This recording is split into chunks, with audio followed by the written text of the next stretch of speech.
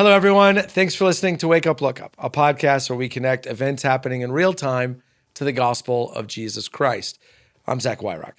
In today's episode, we're talking about getting off the relationship escalator.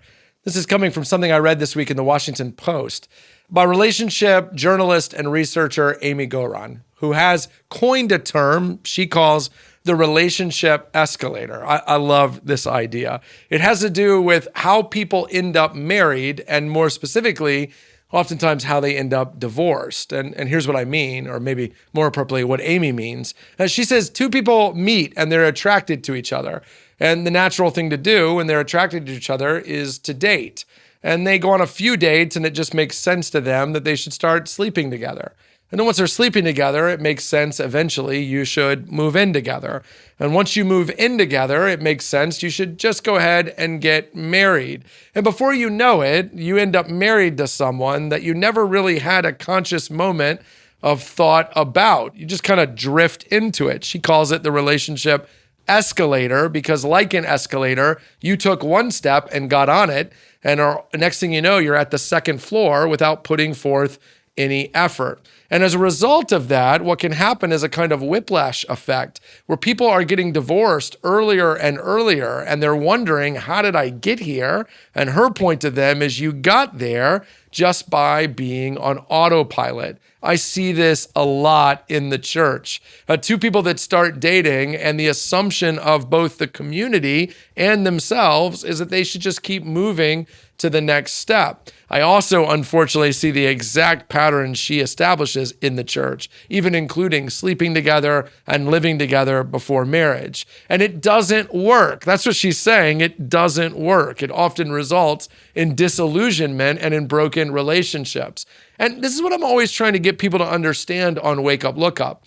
God's rules, God's design is not to limit or inhibit you. He's not keeping you from something better to give you something worse. No, it's the opposite. God wants something better for you, which is why God's design in the Bible is not an escalator, but more like one platform that you jump from to the next. In other words, God's design is that once you're attracted to someone, you begin to seek relationship with them. But from that point on, if you want to go any further, you have to jump. You're not slowly descending or ascending into sex and then into marriage. You are making a conscious decision. Hey, before I sleep with you or before I live with you, I'm going to commit to you. The consequence of which, of course, is that you're going to need to think about making such a major leap. That's what leaping does. If you can just visualize, if an escalator moves you up without any thought, jumping from one thing to the next always requires thinking and measuring and wondering,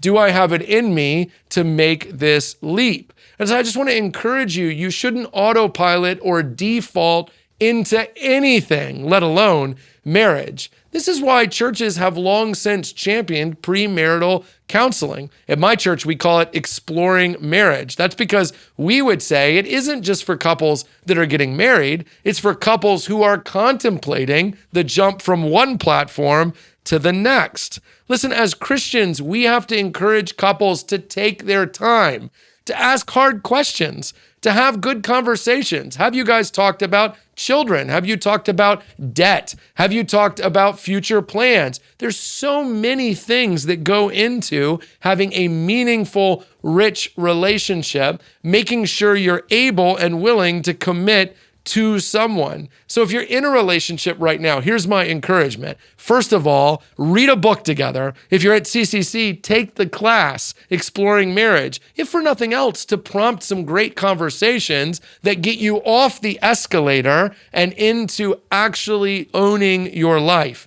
Don't let the relationship happen to you. Happen to it. The second thing is to realize that when you drift through culture doing things not God's way, you don't end up in a better place. You end up in a worse place. And finally, for friends and family members of those in a relationship, stop assuming and expecting that they just keep moving up to a different level. Let them take their time. Encourage them to have hard conversations. Encourage them to move with intention through the stages of life. The hope would be that you're not sitting there 2 years later going, how did I get here? You're sitting there 40 years later going, I'm so glad we got here. Instead, get off the escalator, take God seriously, and look before you leap.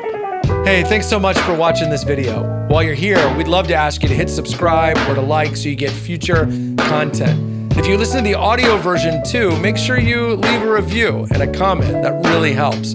Consider sharing it on social media and helping us get the word out. And hey, while you're here, check out all the other content that Christ Community Chapel is putting out, including the videos that are around me right now.